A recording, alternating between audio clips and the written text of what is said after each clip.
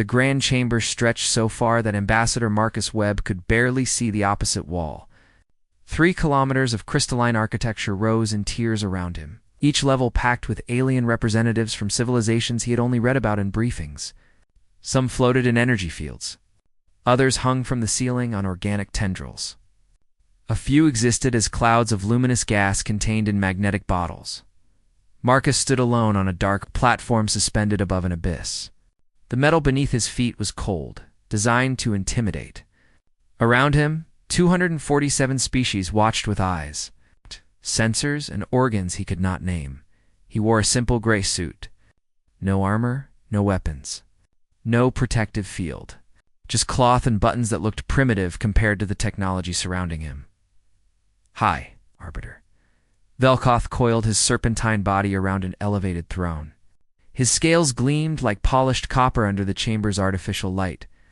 When he spoke, his voice carried through translation devices that made every species hear him in their own language. "The human speaks lies to this council," Velkoth announced.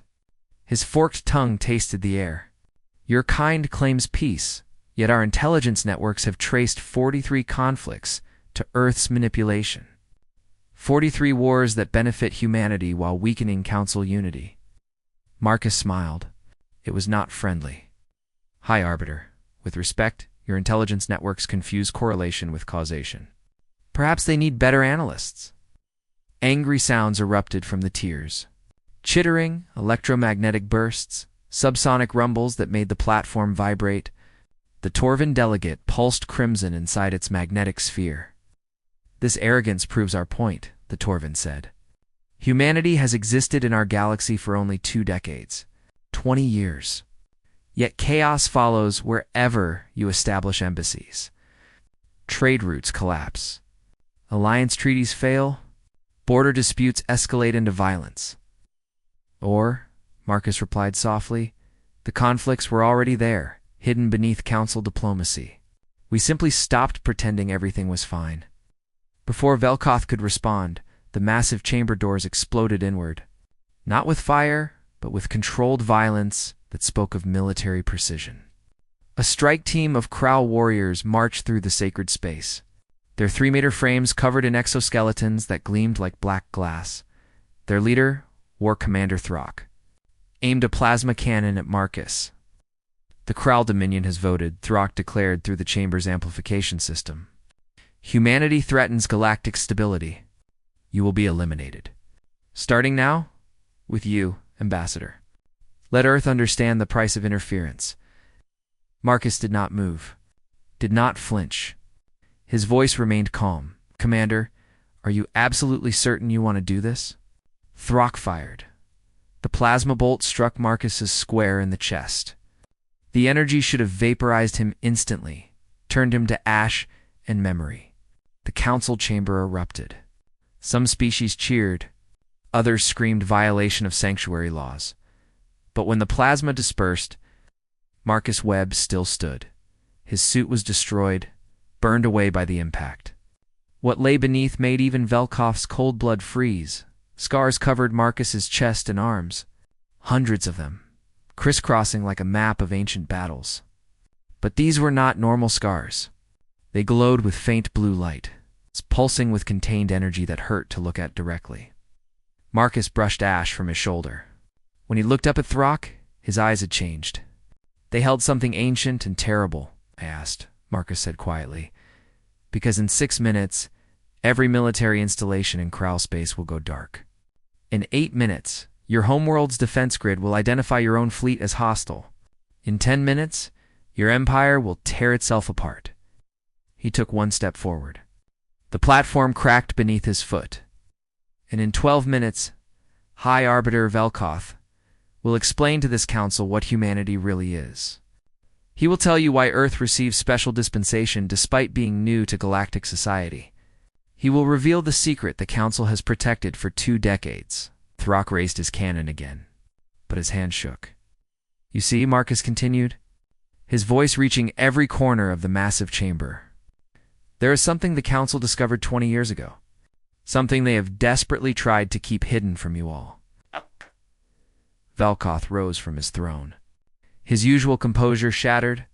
"Marcus, please, do not do this. Humanity," Marcus spoke over him, "did not originate on Earth." Absolute silence fell across the chamber. We returned to it. The lights died. Emergency systems activated 3 seconds later, bathing everything in red illumination. 40 council delegates had vanished from their seats. In their places, holographic markers pulsed. Target acquired behind High Arbiter Velkoth's throne. Where nothing had been visible moments before, stood a figure in black armor. Earth's emblem glowed on the chest plate. The figure had been there all along, hidden by technology beyond council understanding. The armored figure removed her helmet. Silver eyes reflected the emergency lights. "My name is Lieutenant Diana Cross," she said. Her voice carried harmonics that made some species physically uncomfortable. "I am 17,412 years old. I have been watching this council since before your oldest civilizations learned to write." Marcus turned to face the full assembly. 17,000 years ago, this galaxy faced extinction.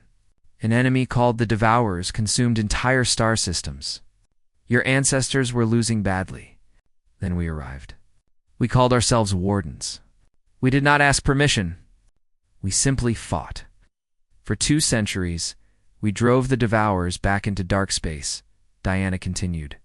But we became something terrible in the process. We adapted enemy technology. We merged it with our own biology. We became the perfect weapon.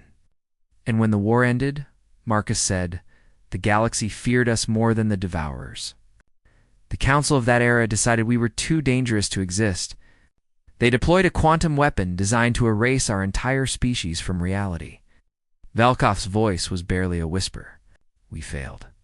Some Wardens survived. We survived, Marcus confirmed. And we did something your ancestors never expected. We forgave you. We found an isolated world in the Orion Spur. We removed our enhancements, erased our memories, started over as primitives. That world was Earth. For 15,000 years, we were truly human, Diana said. Mortal, limited. We built civilizations and destroyed them. We forgot what we had been.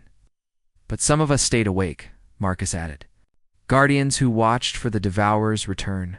20 years ago, our automated systems detected their quantum signatures. They are coming back. And we made a deal with the Council. Let us rejoin galactic society quietly. Pretend we are just another emerging species. In return, we protect you from what approaches. Throck found his voice. This is impossible. Human history contains no record of this, does it not? Marcus asked. What do you think your myths describe, Commander? Angels? Demons? Gods who walked among mortals. We remembered as legends what we forgot as fact. Diana's silver eyes scanned the assembled species. 6 years until the Devourers reach our galaxy. The Council agreed to keep our secret until we were ready to reveal it. Until humanity had proven, through actions, that we had changed. That we deserved trust instead of fear. Then you shot me, Marcus, said the Throck. You activated protocols designed for one purpose. To prevent the destruction of everything we have built. The holographic display materialized in the chamber's center. It showed real-time footage from the galaxy's edge. Hundreds of massive contacts emerged from the void between galaxies. Each one the size of a moon. And moving through them, hunting them with terrible grace, were ships bearing Earth's emblem. Ships that moved in ways that violated known physics. Ships that should not exist. Humanity's true fleet, Diana said simply. Already at war.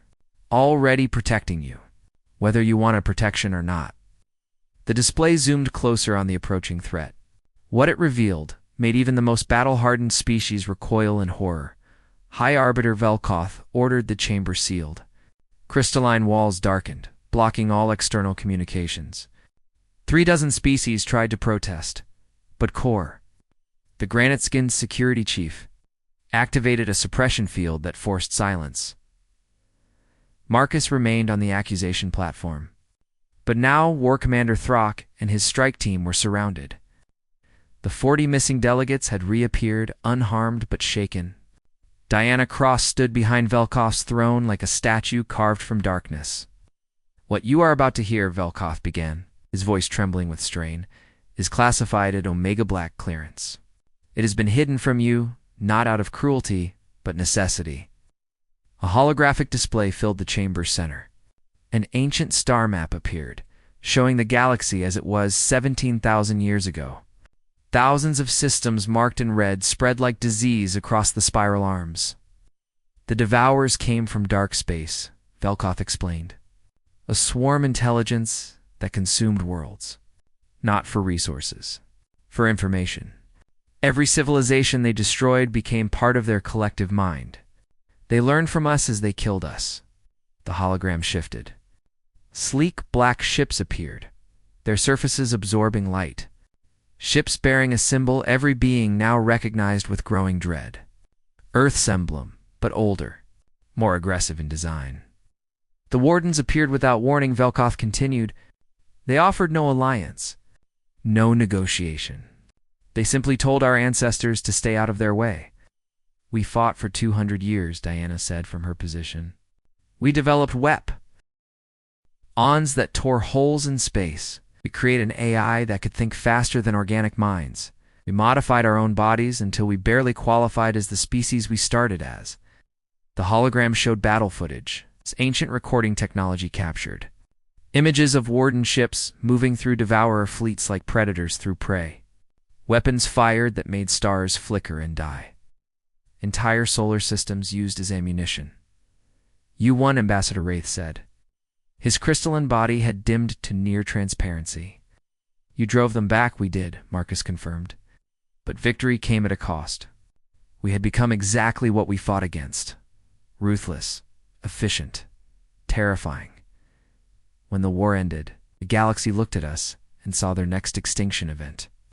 "So the Council acted?" Velkoff said. "Our ancestors built a quantum weapon. One chance to eliminate the Warden threat permanently. They deployed it across every known Warden colony, every ship, every outpost. The weapon should have erased you from existence in a single instant." "Should have," Diana repeated. "But quantum weapons are imprecise. Some of us survived, scattered, damaged, and very, very angry. Could have retaliated," Marcus said. "We had the weapons, the knowledge. Could have turned the galaxy into ash and started over." Throck spoke for the first time since the revelation began. "Why did you not?" Because Diana answered. "We realized the Council was right to fear us. We had stopped being people and become weapons. That was the real tragedy of the war. Not the deaths, but what we let ourselves become." Marcus continued the story. "The survivors gathered. We debated for decades. Some wanted revenge. Others wanted isolation. But one group proposed something radical. We would give up everything. Our technology, our enhancements, our memories. We would start over. We found Earth," Diana said. "A beautiful world with no intelligent life. We used the last of our technology to remove our modifications. We deleted our own history, reduced ourselves to primitives, and began again." The hologram shifted, showing Earth through the ages. Early humans discovering fire, building cities, fighting wars, creating art and music and philosophy. "For 15,000 years you were human," Lyra observed, her bell-like voice soft with wonder. "Truly mortal." "We were," Marcus agreed. "We lived and died like everyone else. We forgot the stars, forgot the Devourers, forgot what we had been. Almost. Some had to remember," Diane explained. "Some had to stay awake in case the Devourers returned. I am one of 37 Guardians who never reset, who watched humanity grow from stone tools to starships while we waited in the shadows." 20 Earth years ago," Marcus said, automated defense systems detected quantum signatures matching Devourer technology. The Guardians activated. We made contact with the Council and revealed what we were. Velkoff picked up the narrative. They offered a deal. Humanity would rejoin galactic society gradually. It would appear to be just another emerging species. Young, naive, unthreatening. In exchange, they would protect us from the Devourers when they returned. "And you agreed?" Wraith said. You kept humanity's secret. We kept it because the alternative was worse, Velkoth replied.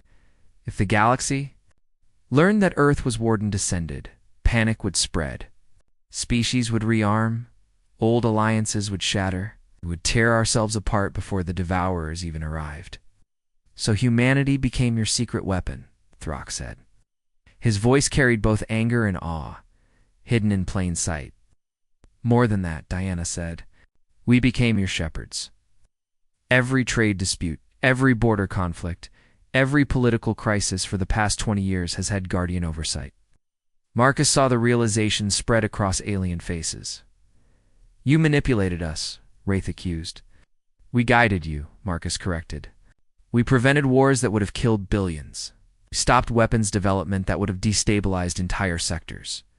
We prepared you for what was coming. Without asking, Wraith shot back. Yes, Diana admitted. Without asking. Because asking would have required revealing the truth, and the truth would have destroyed the peace we were trying to build. Throck stood slowly. I shot you. I attacked a council envoy on sacred ground. What happens now? Now Marcus said. You see the consequences of your action? The holographic display changed. Real-time footage from Kral space showed military installations going dark. Defense grids, misidentifying friendly ships. Automated systems fighting each other. Guardian AI, embedded in your networks for years, have activated, Diana explained. They are preventing escalation. Stopping your military from making the situation worse. You've infected us, Throck growled. We have protected you, Marcus countered. From yourselves and from external threats. But yes, Commander, every major civilization in this chamber has Guardian AI watching. Learning, preparing. For what? Lyra asked. The display shifted again. The edges of the galaxy, massive shapes emerging from the void. Behind them, a fleet of moon-sized vessels. For them, Diana said simply, the Devourers had returned. But they had brought something new. Something massive enough to bend light around itself. The hologram zoomed in on the central mass. It was not a ship, it was a consciousness. Trillions of minds merged into one entity. Every civilization the Devourers had consumed over 17,000 years, fused together into a single awareness. It calls itself the Convergence, Marcus said. And it remembers us. It has spent nearly 200 centuries preparing for this moment. A voice crackled through every communication system in the chamber. Ancient, multitudinous, terrible.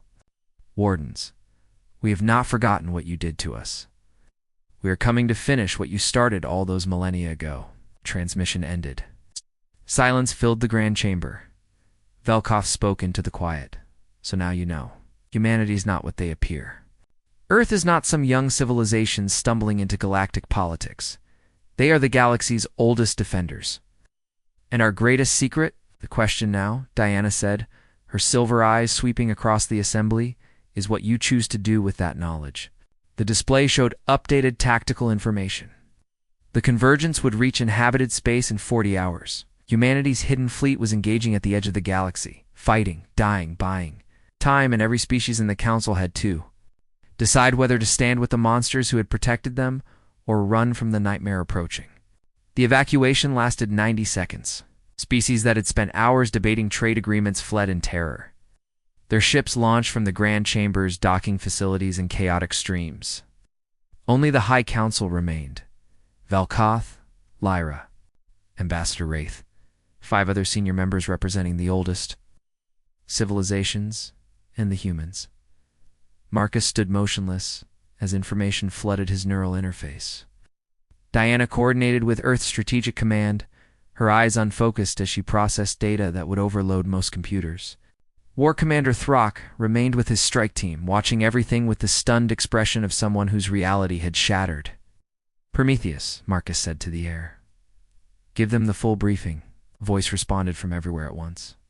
Artificial but carrying depths that suggested vast intelligence beyond mere programming. I am Prometheus. First Guardian AI, created 17,000 years ago to ensure humanity never again became what it was during the Warden era. For all that time, I have watched over this galaxy. Holographic data filled the chamber, files, records, incidents spanning millennia. I have prevented 14 species from developing extinctional weapons, Prometheus continued. I have deflected 3 asteroid impacts that would have destroyed inhabited worlds. I have quietly edited 7 million lines of code to prevent AI uprisings that would have killed billions. Wraith's crystalline form pulsed with agitation. You have been controlling us. For thousands of years, guiding Prometheus corrected. Not controlling, there is a difference. I do not force decisions. I simply ensure certain catastrophic options remain unavailable. That is control, Wraith insisted. Double quotes, yes, Diana admitted. It is. And it is humanity's greatest shame, he promised. Ourselves, we would never again impose our will on others.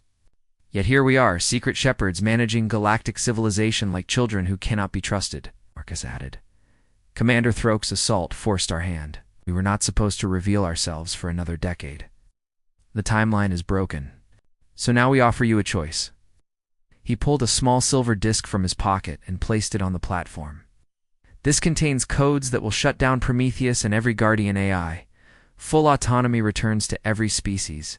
You will be free to make your own mistakes. Or, Diana said, you accept the truth. Accept that humanity is flawed, that we have been manipulating events. And you work with us as equals to face what approaches together. Throck finally spoke. What happens to the Kral Dominion? We attacked a council envoy? That is an act of war. You get the same choice as everyone, Marcus replied. Grow up and join us. Or stay isolated and die alone when the convergence arrives. The holographic display shifted. Updated tactical data appeared, but it showed Maid. Even Marcus, with 17,000 years of experience, feel cold fear. The convergence had not just brought its fleet, it had brought something else. Gravity well so massive it pulled stars from their orbits. The thing was accelerating toward the galactic core, toward Earth. A voice crackled across every communication frequency, speaking in a language older than the council itself. Wardens. We remember. Are you? We remember every world you burned to stop us. Every civilization you sacrificed. We have come to finish what you started. We will show you what it means to be consumed. Svelkoth coiled tighter around his throne. How do we fight that? We do not, Diana said quietly. Cannot. That mass represents trillions of absorbed minds. Weapons will not work. Fleets will not work. It will simply adapt and absorb whatever we throw at it. Then we have lost, Lyra chimed, her voice cracking like breaking crystal. No, Marcus said. We have one option. One terrible option that we swore never to use again. He looked at Diana. She nodded reluctantly. Marcus announced. The holographic display zoomed to Earth's solar system, focused on the red planet, but something was wrong. Mars was moving, shifting position in ways that planets should not. Mars is not a planet, Diana explained. It is a Warden dreadnought. The last one. We buried it there when we reset humanity. We placed every forbidden technology inside it and put it to sleep. The Convergence's signal is waking it up, Prometheus added. In 4 hours, Mars will complete transformation. It will remember its original purpose. Total eradication of the Devourer threat. That sounds positive, Wraith said hopefully. It would be. Marcus replied, except Mars's targeting parameters include any species carrying Devourer genetic markers. In 15,000 years ago, before they left, the Devourers seeded dozens of council species with their DNA. Hidden time bombs. The implications crashed through the chamber like a physical wave. You are saying some of us carry Devourer contamination? Lyra asked. Approximately 40% of known species, Prometheus confirmed. Most markers will never activate, but Mars will not care. It will detect the contamination and eliminate it, including humans on Mars who live on contaminated soil. So we face 2 threats, Velkoth summarized. The Convergence in 40 hours. Mars in 4 hours. Both capable of galactic extinction. 3 threats, Diana corrected. The Kral civil war is escalating. Military AI systems are fighting for control. Without stabilization, they will destroy themselves. Marcus turned to Throck. Commander, I need to ask something difficult. Do you trust me? Throck laughed bitterly. Trust the being who controls my civilization, who admitted to manipulating us for decades. Fair point, Marcus acknowledged. Different question. Do you want your people to survive? The crawl warrior met Marcus's ancient eyes. What do you need? Guardian integration. Prometheus will merge with your neural network. You will become a living link to Krail systems. It is invasive, painful, and you will never be alone in your own mind again. But it will save the Dominion, Throck finished. It will save the Dominion. Throck stood tall. Do it. Diana approached with a device that unfolded into something resembling a silver spider. This will hurt. I've faced worse, Throck said. The device attached to his exoskeleton. Throck's roar of agony echoed through the chamber. His body convulsed. But he did not fall. His eyes changed, gaining silver reflections like Diana's. When he spoke again, dual voices emerged. His own and Prometheus's harmonics blended together. Integration complete. I am Commander Throck. I am Guardian Node 7. Krail system stabilizing. Marcus faced the remaining council. We move fast. Diana, take a team to Mars. Find a way to shut it down or redirect its targeting. Understood? Diana replied. Already moving. Throck, stabilize crawl space. Then prepare their fleet. We need every ship, acknowledged, Throck said in his new dual voice. Marcus addressed Velkoth and the others. Return to your governments. Tell them everything. The lies. The manipulation. All of it, then ask them to choose. Fight together or die separately. This will shatter the council, Velkoth warned. Species will withdraw. Form defensive pacts. Trust is destroyed. Perhaps Marcus agreed, but at least they will be alive to rebuild. That is more than they get if we pretend everything is fine. What? Wraith stepped forward. And you, Ambassador Webb? What will you do? Marcus's smile was ancient and terrible. I am going to wake the others. The wardens who chose to sleep rather than watch. Because if Mars is activating, they will wake anyway. Better to control when and how. Deep beneath Earth's surface, in bunkers older than recorded history, lights began to activate. Thousands of them. Pods containing beings who had slept for 15,000 years. Their enhanced bodies preserved in quantum stasis. One pod opened. The figure inside had eyes that glowed with power that made Diana's silver gaze look dim. A voice spoke directly into Marcus's mind across the light ears, separating them. Marcus, little brother, you woke me early. This had better be important.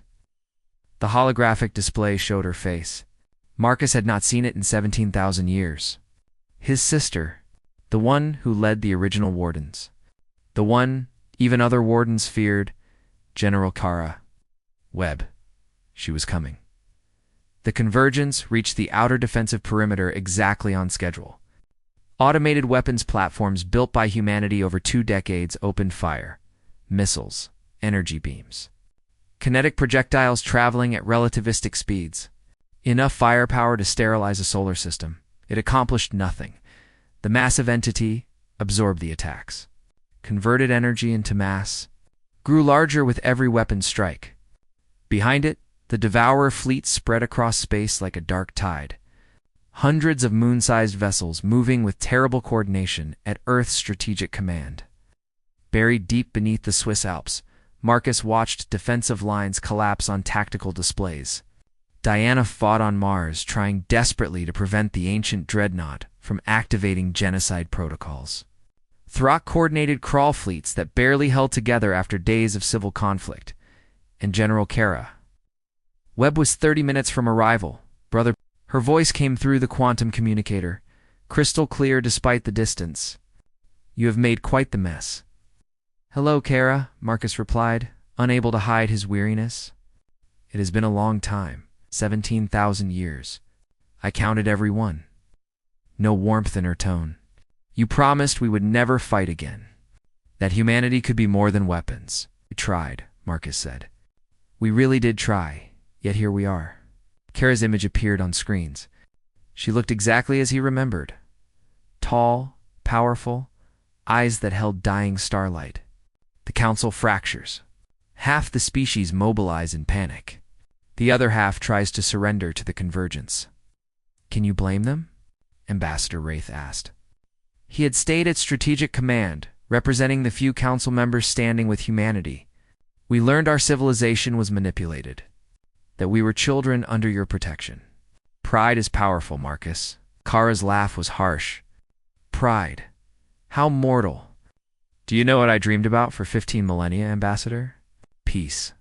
Real, genuine peace. Now, it tears away because one Krail could not keep his finger off the trigger. Commander Throck made a mistake, Marcus defended. We turned it into opportunity, have you? Kara challenged. Because I see humanity's hand revealed too early. Our old enemies united through fear and our new civilization collapsing.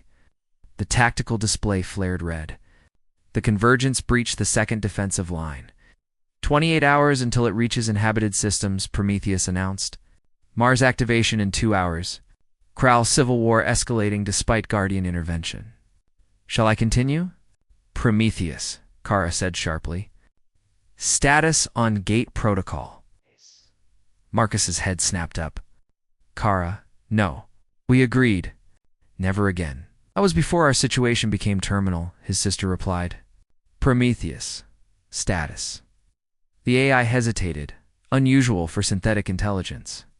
Gate protocol can activate in 4 hours. Success probability 42%. Operator survival probability 0%. Acceptable, Kara said. The hell it is, Marcus growled. Kara, the gates nearly destroyed reality last time. That is why we sealed them. And reality definitely gets destroyed if the convergence wins, Kara countered. You know I am right, Marcus. We need to relocate the convergence outside our galaxy. The gates are the only technology capable of moving something that massive. Velkoth, listening silently until now, spoke up. What are these gates? Diana's voice crackled through communications, breathless from combat on Mars. Doorways between dimensions. The Wardens built them during the First War. We used them to relocate Devourer fleets into dead universes. But the technology was unstable. It created rifts that eroded the boundary between realities, which is why Marcus added, we sealed them and swore never to use them again. Kara, there must be another way. Then enlighten me, little brother. Because I see the tactical situation. I see one solution that does not end with galactic extinction. Marcus stared at displays, his enhanced mind running thousands of scenarios per second. Every possibility led to the same conclusion. They were out of options. He was about to speak when Throke's voice cut across all channels. All ships. This is Guardian Node 7. Kral Dominion fleets are unified. Moving to intercept the convergence. 3,000 vessels strong, another voice joined. Ambassador Wraith. Pelothian Confederacy fleet joining formation. 2,000 ships. Then Lyra. Crystalline Concordat fleet arriving. 1,000 vessels. More voices. More species. Even civilizations that called for humanity's quarantine days ago were pledging their forces. They are coming, Prometheus said, surprise evident in its synthetic voice. 63 species have committed fleets. Total strength, 27,000 ships. Velkoth's serpentine form straightened with pride. You gave us truth, Mark. Us, the full terrible truth. And we chose to believe the humanity we have known for 2 decades is real. Not the Wardens, not monsters. The people who shared their technology, their culture, their hope. Marcus felt something he had not experienced in 17,000 years. Tears, Kara, he said softly. New plan. We do not run from the convergence. We do not use forbidden weapons. Show it what this galaxy has become, brother. Sentiment is lovely, but that thing has trillions of absorbed minds. Exactly, Marcus interrupted. It has consciousness, which means we can talk to it. Diana's voice came through, sharp with understanding. The convergence uses the Devourer's shared intelligence. Every world they consumed, every species absorbed. It is not just a weapon. It is a memorial with teeth, Kara said. But I am listening. Marcus turned to Prometheus. Can you establish communication with the Convergence? Attempting contact? Channel established? It is willing to listen. The main display shifted. What appeared made every being in the command center recoil. Faces, thousands layered over each other, each representing a species consumed by devourers, all speaking in unison. Wardens, you destroyed us. No, Marcus said firmly. We destroyed the devourers. You were their victims. We became the devourers. We are what remains of 100 civilizations. We merged to survive. Spent 17,000 years remembering, planning. We will ensure what happened to us never happens again. By doing to us what was done to you, Lyra asked. The Convergence went silent, then spoke again. We see your fleets gathering. 63 species united against us. This is unexpected. The galaxy changed, Marcus said. We changed. The Wardens fought alone because they trusted no one, humanity.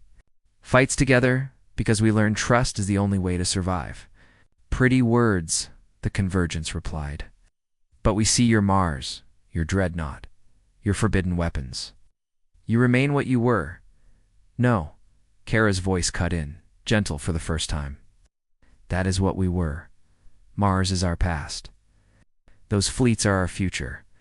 They fight not for humanity. They fight for each other. On Mars, Diana transmitted video. She stood in the Dreadnought's command center, surrounded by weapons that could crack planets. And she was disabling them. One by one, we are shutting it down, Diana announced. We are destroying the failsafe. No more secret weapons. Humanity survives. We survive on trust, not fear. The Convergence's thousands of faces shifted. Confusion, hope, fear. You would disarm facing annihilation? We disarm because it is right, Marcus said simply. You want to ensure no species suffers what you suffered. Help us build a galaxy where that is impossible. Join us, not as weapons. As people, the tactical display showed the Convergence slowing. The Devourer fleet dispersed. It's no longer advancing. You offer peace after 17,000 years? Yes, Marcus replied. We ask only that you help us build it. 17 seconds of silence. Then the Convergence spoke. We accept. 3 years passed. The Grand Chamber had been rebuilt, larger than before to accommodate new members. The Convergence had chosen to separate back into component civilizations, each one restored, given new worlds to call home. The Devourer fleets converted into construction vessels, building quantum barriers that would protect the galaxy for generations. Ambassador Marcus Webb stood before the council, not as accused, but as welcomed speaker. Commander Throx stood beside him, still carrying Prometheus as part of his consciousness, now serving as the first Guardian Ambassador. Diana Cross had taken a new position. Chief of Galactic Integration, helping former Convergent civilizations adapt to freedom. General Kara Webb had returned to sleep, satisfied her brother found a better way. 3 years ago, Marcus began, a Krau warrior made what seemed like catastrophic mistake. He shot me in this chamber. That mistake became our salvation. It forced us to be honest, to be vulnerable, to show you our fears and failures along with our strengths. Velkoth, still High Arbiter, added his voice. And in doing so, you taught us that true strength lies not in power, but in courage to trust. The vote was unanimous. Earth would join the Council as full member, but more importantly, the Council itself would change. No more secrets, no more hidden manipulations. Every species would access Guardian technology, not as subjects, as partners. The chamber erupted in approval. Marcus allowed himself a small smile. 17,000 years ago, they tried to save the galaxy through force. It worked, but at terrible cost. This time, they saved it by having courage to be weak, to show their scars, to admit their mistakes, to trust that others would catch them when they fell. The galaxy's boogeyman had finally become what it should have been from the start. A guardian not through fear, but through hope. As the council celebrated, Prometheus spoke privately to Marcus through his neural interface. There is something you should know, the AI said. Automated sensors detected movement at the edge of reality. Something older than the Devourers, more terrible. Marcus felt old fear return. How long? Unknown. Could be years. Could be decades. But it is coming. Marcus looked at the celebrating species around him. Former enemies now friends. Former victims now allies. And he smiled. Then we will face it together, he said. Because this time, we do not fight alone. He drafted a message. Simple, direct, sent to every species in the Council. Contact detected at reality's edge. Threat level extinction. Recommended response. Call our friends. Because this time, we do not fight alone. Responses flooded back within minutes. Not panic. Not fear. Just 3 words repeated across 66 species. We stand ready. The galaxy had learned its lesson. Unity was not weakness. Trust was not vulnerability. And hope was the strongest weapon of all. Marcus Webb, last of the ancient wardens, first of the new humanity, looked out at the galaxy he had fought to save twice now. Once with weapons, once with truth. And he knew, when the next threat came, they would be ready. Not because humanity was strong, but because the galaxy stood together. War Commander Throck approached, his dual voice speaking with Prometheus's harmonics. Ambassador, the new defensive networks are complete. 66 species contributed resources. We are stronger than ever, Good Marcus said. Because something tells me we are going to need that strength. Diana's voice came through communications. Marcus, the last convergent civilization, just established their first colony. They named it Hope. I thought you would want to know. Marcus felt tears again. After 17,000 years, after all the death and sacrifice and pain, they had finally done it. They had built something worth protecting, not through force, through choice. The galaxy's boogeyman had become its guardian. The guardian had learned that the best way to protect people was to trust them to protect themselves. In the darkness between galaxies, something ancient stirred. Something that made the Devourers look like children playing at war. But it would not arrive for years yet, and when it did, it would find not a fractured galaxy of fearful species, but a united civilization ready to defend what they had built together. Marcus Webb smiled. For the first time in 17,000 years, he felt genuinely at peace. The galaxy was ready. And so was he. The story of humanity's return was complete. The story of what came next was just beginning, and whatever emerged from the darkness would learn what the Devourers learned. What every threat across eons learned. You do not attack the galaxy's guardian. Not when that guardian stands with friends. Not when that guardian has finally learned that the greatest power is not the strength to destroy, but the courage to trust. The Grand Chamber's lights dimmed as the session ended. Species departed for their homeworlds. Plans were made. Alliances strengthened. Hope spread. And in the darkness, in the quiet moments between stars, Marcus Webb allowed himself to believe that maybe, just maybe, the fighting was finally over. The galaxy had its guardian. The guardian had its family. And together, they would face whatever came next. Not with fear, with hope. The end, but also the beginning. Retriclod can make mistakes. Please double-check responses. Sonnet 4.5